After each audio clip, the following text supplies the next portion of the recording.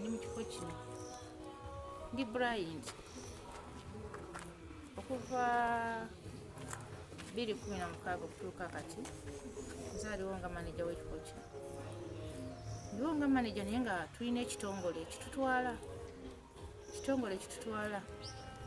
bakiyita UNAB, Uganda National Association of the Blind. Ekitongole kyaffe ekitwala kituula Kampala we bayita Kireka Kamuli, we tulina ofiisi zaffe. Kati ekitongole ekyo kye kijja nga kireeta abaana mu kifo kino okuva ku nsonda z'ensi yonna, kuviira ddala Mbalala, Tololo, saidi z'Egosoroti, Gulu, ne baba nga bajja ne basomera mu kifo kino, abazibe b'amaaso. Naye nga basomerawo nga tebalina busobozi bweyongerayo kukola ki, kugenda mu yunivasite, kugenda oba mu secondary waggulu ng'oluusi akomye P7 oba akomye senior 4, oba oluusi eriyo n'omwana nga tasomangako naye ng'ali mu mbeera ez'okulabika ng'asobola okumuzzaamu amaanyi n'okumulaga ekyokola, kubanga abazadde babeera n'abaana naye ng'abaana tebasobola kubafaako, nga muzibe naye nga tosobola nakwetwala mu ttooyi. Ne tuba ng'abaana abo bajja mu kifo kino, tuba nga tusobola okubateeka mu mbeera ez'abantu, ez'obuntubulamu, ez'okubamanyisa ekyokukola. Ne tuba nga tuliwo naye nga tukola ki? Tulima. Era tuyigiriza abaana okulima. Eriyo abaana babeera mu kyalo naye tebasobola kulima. Tuba nga tubayigiriza okulima, tubayigiriza okulunda, tubayigiriza okutunga amasweta. Kaŋŋamye emirimu egisobola babeezaawo mu bulamu bwabwe, ate ne tubalaga n'essuubi nti weewaawo omwazi w'amaaso naye mukyalina omugaso. Ensonga lwaki abaana babeera babadde bajja mu kifo kino. Naye kati tumaze ebbanga okuva 2020 okutuuka kati tulina abaana bakola ki? Bajja mu kifo kino naye nga ate gye bali batukubira nti gye bali, naye nga okujja wano tebalina buyambi. Ate nga n'ekitongole kyaffe essaawa zino kyaggwamu amaanyi, tewakyali ssente. Era bakugamba tewali ssente, awo wadde bwendi wano n'omusaala tewakyali gwenfuna, just ndiwo naye nga tewalina musaala. Olw'ensonga tetukyalina baddoona. Ensonga lwaki ekifo kino kiyimiriddemu okuba nga kiri bwe kiti. Naye ate bwe baba boogerako nange bandaga nti balina essuubi ery'okulabika nga bakizza obujja. Naye tulindiridde emyaka kati okuva 2020 paka kati emyaka 5 kumpi 6 naye nga tewali kigenda mu maaso. Era n'akaseera kano simanyi kiki kyeyongerako mu maaso emyaka egiddako mu maaso. Ntuba ne wabula wendi okuba nga tukyakikumyeko tulabe nga tusobola okulabika nga tukituuze obujja, oba bakama bange basobola okunoonya ku ssente tulabika nga tuyongera mu maaso. Ensonga lwaki nga tuli wano okutuusa kati. Era kwe kubeera mu kifo kino nemba nga ndiwo naye nga ate sifuna baana bajja mu kifo kino lwa nsonga ako kusoomozebwa kw'amaanyi, kubanga abaana bwe bali bajja nali nfuna omusaala, naye ate okutuuka kati nemba nga sifuna musaala, nemba nga nina okukola n'amaanyi nga nze nsobole okweyimirizaawo mu bulamu bwange. Era okuva ebbanga eryo lyonna neyimirizaawo nga nze, naye nga tulina bye tukolamu bye tulunda. Tulina ebiyumba wansi eyo eby'embizzi tulunda, tulina n'ebyenkoko, naye obusobozi bw'okulunda enkoko tetukola ki? Tetubulina olwa ssente. Ensonga lwaki enkoko tetuzirina, tusembeyo mu 2020. Era bavaawo mu kaseera ka COVID ng'atandise. Kubanga esobola otukwatirako ne tuba nga tusobola okulabika nga ekintu kikiddawo, obanga abaana gye bali eyo basobola okuba nga bajja bayambibwe mu kifo kino naye nga gavumenti ebakwatiddeko. Kubanga gavumenti eba esobola otukwatirako ne baba nga basobola okuleeta abaana bano ne baba nga bafuna embeera ey'okulabirirwa, embeera ey'okusomesebwa, kubanga abaana bangi nnyo beetaaga okulabika nga beetaaga okulabika nga babazza obujja. Naddala ekitonde ekizibu ekintu ng'obadde omuntu ng'ozibye amaaso, ekyo ekintu kizibu nnyo nnyo. Naddala eriyo ng'abaana baakatandika okuziba amaaso, kubanga bakugamba buli katikitiki lekayitawo abantu baziba amaaso. Kati abaana baba bazibye amaaso obeera mu mbeera enzibu. Nze lwakuba kati nakimanyiira maze emyaka ndoza egisinga egy'obukulu gyange ndi muzibe kubanga naziba amaaso nga n'emyaka 14 nasiba ekibiina kya mukaaga paka okutuuka kati nembanga wendi nembanga namanyiira naye nga ate eriyo eyakakiyingiramu bibeera bizibu. Yeetaaga counseling yeetaaga okumuwa abeera nga asobola okumanya nti nsobola okubeerawo independent nganze kati bwendiwo kubanga era senga saasomesebwa sandisobodde kubeerawo bwenti naye mu kusomesebwa kwe nasomesebwa kwe kunsobodde okubeera bika nga nsobola okubeerawo independent okutuuka kati. Emabega eri baaliwo naye bagenda olw'embeera waliwo omanyi mu kifo kino basomesa abaana n'okuwandiika eriyo nga obadde osomye paka mu masekendule oba mu primary naye ng'omwana oyo abadde azibye amaaso ng'ali mu ssomero abadde bajja wano ne babatendeka okulabika nga bayiga okuwandiika kati bwayiga okuwandiika n'addayo ku ssomero neyeyongera mu maaso okusoma naye nga amaze okuyiga empandiika y'abamuzibu.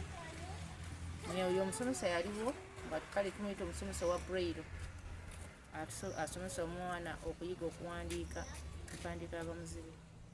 Netubeerawo nze naliwo ng'owamasweta baiveni emabega eyo ne manager yaliwo naye era embeera y'okulabika nti kolaki omusaala negujja nga gusalako abasomesa twali abasomesa nga 3.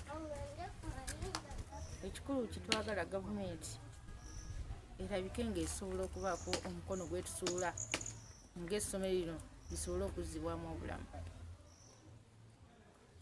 kyetulaba nga kyekikulu biweddewo byetaaga okulongoosebwa kubanga nakyo kikulu nnyo. Ebizimbe byo byetaaga okulongoosebwa era biba birongooseddwa era mazima abaana baba balina okusobola okulabika nga bajja mu kifo kino naye ng'ate bakwatiddwako gavumenti ng'esobodde otukwatirako kubanga omwana baba bamuwadde kati kabasala akatono nkakasa abaana basobola okujja ne beeyongera wano kubanga ekibaleta bwe bayinza bagamba nti kati wandi sente emeka n'omugamba $7,000 nsabulaka ezo zonna naye n'atamanya nti 7 eyo temala nakumala ng'obadde olabidde mwana kulya ezo 7 nantono nnyo kubanga abaana babadde basoma n'emyezi 6 osobola okubeera nawo emyezi 3 nobawamu ka holiday ne bakomawo ate ne basoma n'emyezi 3 mirala n'olwokuba basibula ne bagenda naye nga certificate zaffe tubali tuzibu nina yunabu nga yezitukolera certificate ezo zibagenda nazo. So my name is Nambale Brian. I'm a district councillor representing Navumali Town Council, Mbale District. We are here at Navumali School of the Blind. What we see here is that the state it is in, it's so dilapidated. Previously, when we were young, we knew this place as a place for a hall for performances where schools could come and compete, and also there were residents who were blind. But apparently, the state is so poor, and there is no student actually there is no student around. When you talk to the instructor, who is also remaining alone, she tells us that there is no salary they get, and so very many people are lagging out there who are blind, and yet their center is here. I would like to inform the ministry concerned with disability to look through this, because I'm not only the district councillor, but I'm a medical officer.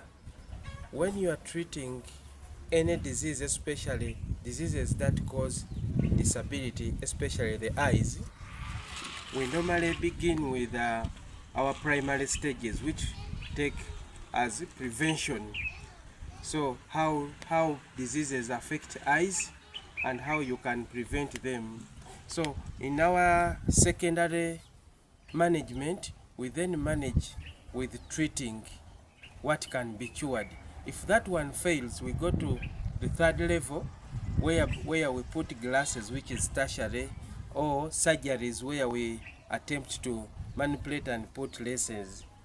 But then the last stage of a failed eye is rehabilitation, and that's why this Navumali School of the Blind is there.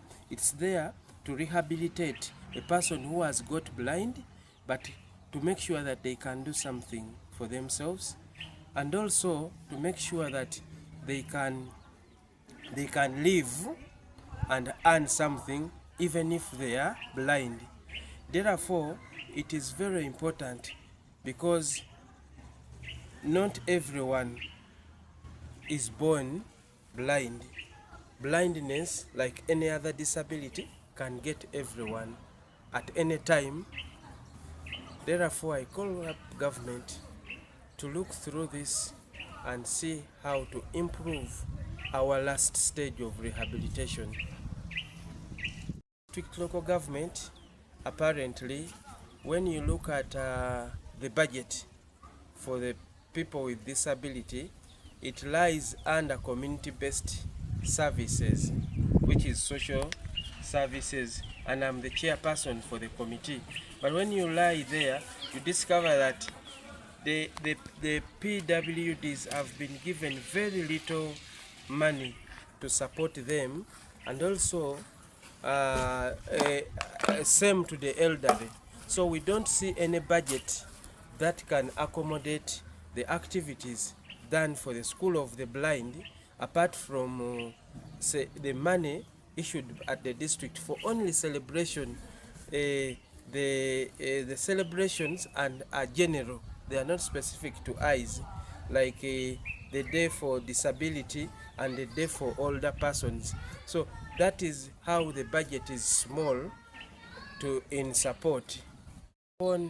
I've seen Rotary Club helping people in Tororo at the hospital, but I say, and in Naguru, I call upon the same and other government organizations. I know there are those ones directly dealing with the eye disability.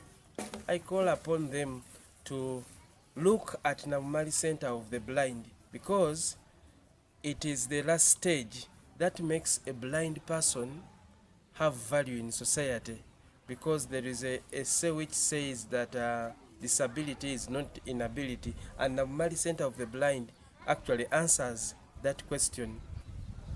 Aspiring, we call upon people in society who have eye problems to stay calm as we try to see how best they can be handled, because most of them as we move are the old people, and yet this school teaches them how to read. I thank the Bible Society because last year, before the death of the late Muhammad here from Navumali, he had assured me that he would donate here a Bible for letters, a reading Bible, but I have not gone to Bible Society to follow it up ever since he died. But I thank the Bible Society for having that initiative and remembering the blind. I believe that as time comes, I'll follow up that Bible he promised to donate Navumali Center of the Blind.